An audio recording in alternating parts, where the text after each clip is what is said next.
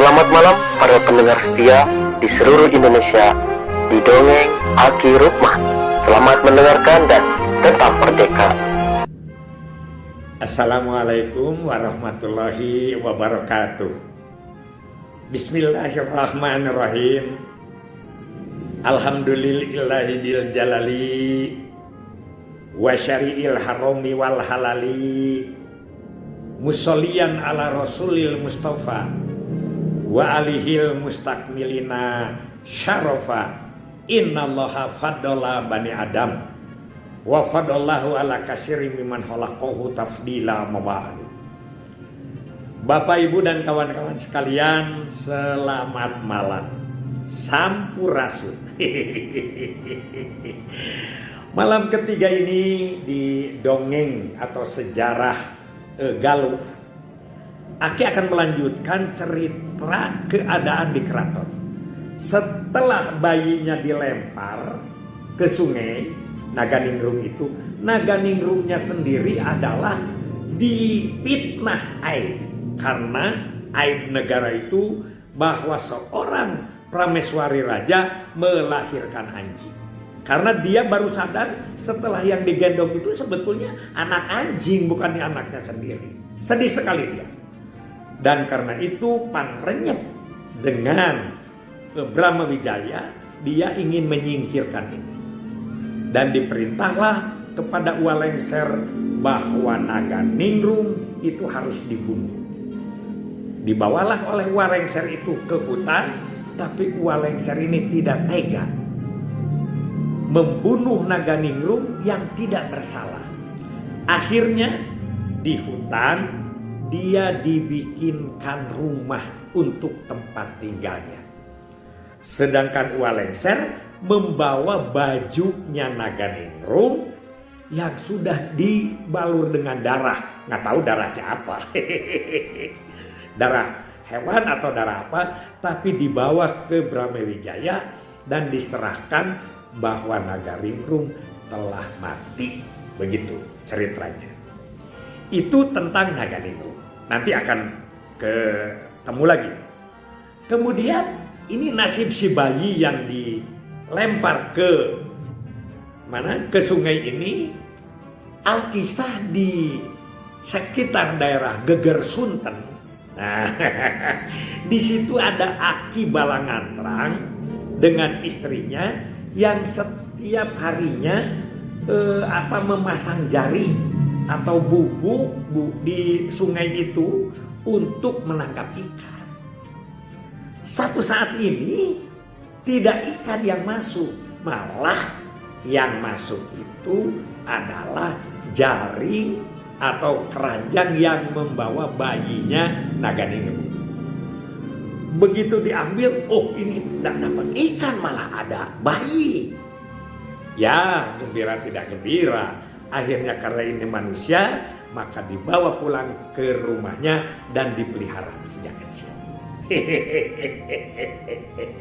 Nah, sudah besar, ini alkisahnya, dibawa berburu, dibawa ke hutan. Si anak itu melihat dua binatang. Yang pertama burung, yang kedua monyet. Anak bertanya kepada si Aki Balangantrang ini, kalau ini apa? Ini adalah ciu. Jadi kepada burung disebut ciu. Sedangkan ini apa? Kepada wanara disebut ini adalah monyet. Dia berpikir, kata anak itu, sudah saja sebut nama saya itu adalah Ciung Wanara. Jadi Ciung berasal dari burung, Wanara berasal dari monyet. Begitu. Karena di kampung itu ternyata anak itu berbeda.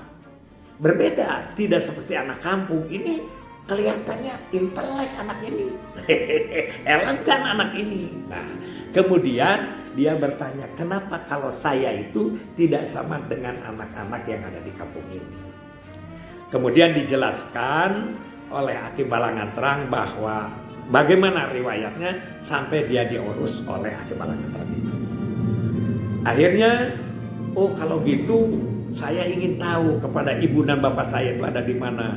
Ini kemungkinan adalah ada di Keraton Galuh ya. Jadi Anda ke sana saja, silahkan cari, tapi ada satu yang harus Anda bawa, karena di keranjang itu ada telur ya, di keranjang itu ada telur, maka telur ini harus dientaskan dulu.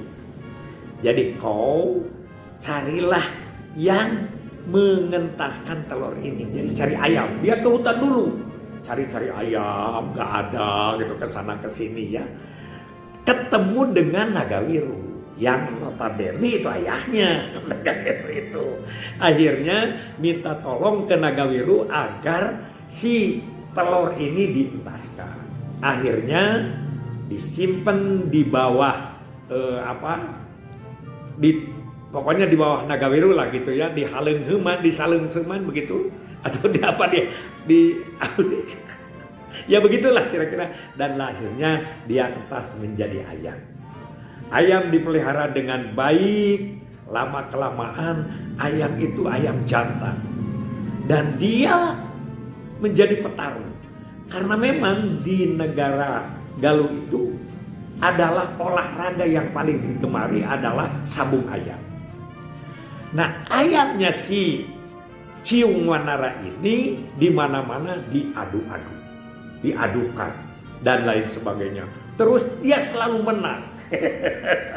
Selalu menang ya. Lama kelamaan ini cerita ini ada anak yang punya ayam bagus ini kedengaran oleh Brahmawijaya. Sedangkan Brahmawijaya sendiri juga punya ayam ya. Punya ayam yang disebut si Jeling, itu jago luar biasa.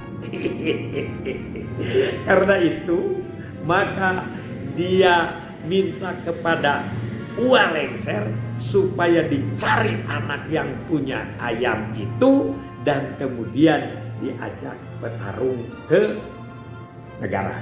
Oh, ceritanya sampai dia mencari kemana-mana, yaitu untuk mencari anak yang punya ayam petarung itu.